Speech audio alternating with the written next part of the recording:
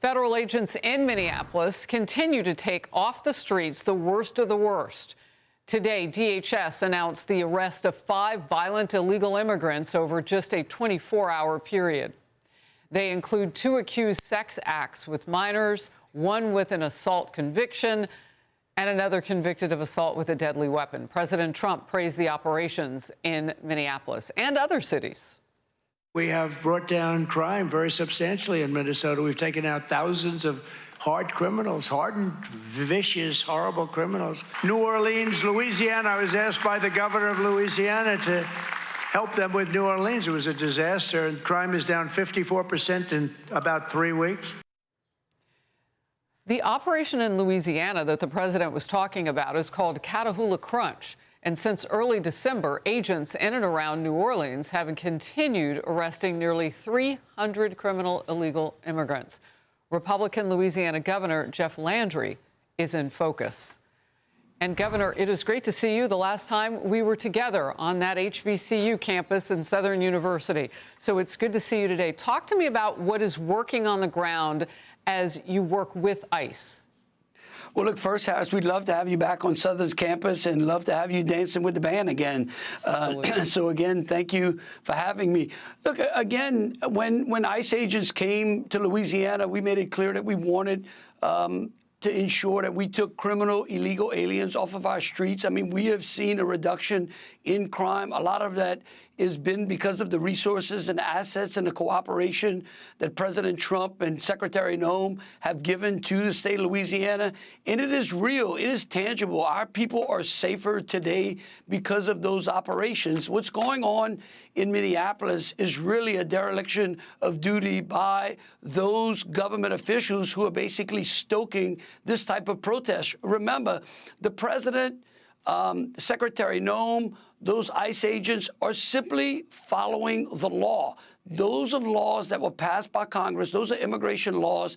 It's been decades of basically borderless, open borders that Democrats have allowed these people to pour in. And the president said it time and time again. The people that were coming over the border, a lot of them were very violent. They were emptying our jails. We had child predators. We had a lot of drug trafficking going on, human trafficking, and the Democrats just sat there, just mum's the word, did not care, dog whistling them in. And then they wreak havoc on our cities, and we have to do something about it. But in Louisiana, it's a safer state today than it was before. Look, obviously, there are pockets in the country of Democrat-led areas as well. You've got Houston, Boston, where they are. Well, look at Mayor Bowser in Washington, D.C. early on in this process cooperated with ICE. I thought this was an interesting development. Apparently, Attorney General from Minnesota, Keith Ellison, has told Tom Homan, the borders are now, and basically just signaling that now entities can and may begin giving notice to ICE should they be housing and then letting go any wanted criminal illegal aliens. That seems to be a shift. But that's how the law works. So are they no longer a sanctuary city would be what I would ask. Look, if Keith is going to do that, look, my kudos out, big shout out to him as well, because, again, that's just common sense. Why would you want to allow violent criminals on your street?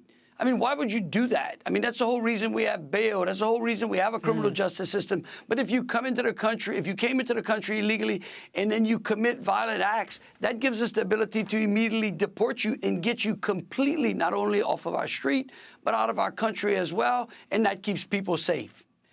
There is new Fox polling, and I want to get your reaction to this. It shows 52% of voters overall approve of President Trump's job performance on border security.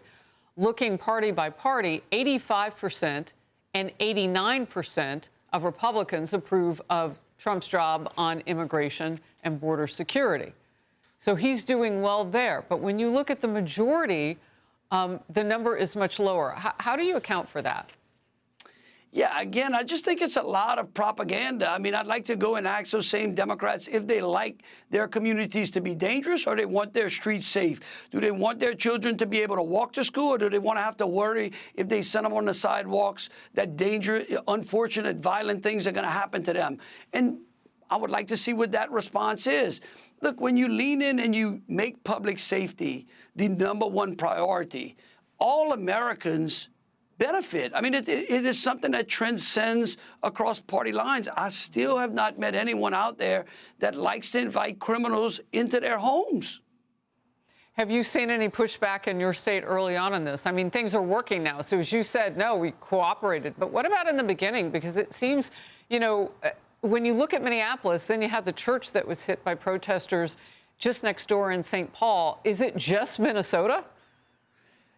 Well, I can tell you, at the beginning, there was a little bit of uneasiness, but we worked through it with the local officials, irrespective of their party affiliation. We made sure that everyone understood what the laws were, what the operations were, why they were here, and then we leaned in. We also ensured that the state police worked with the ICE agents, local law enforcement as well, to make sure that we didn't have the unrest that's going on in Minneapolis. And we certainly didn't go out there and basically incite it or encourage it. In fact, we did the opposite. We said, if you're going to act like that, I can tell you this, if someone would have kicked an ICE vehicle in New Orleans when they were there, they were going to jail immediately.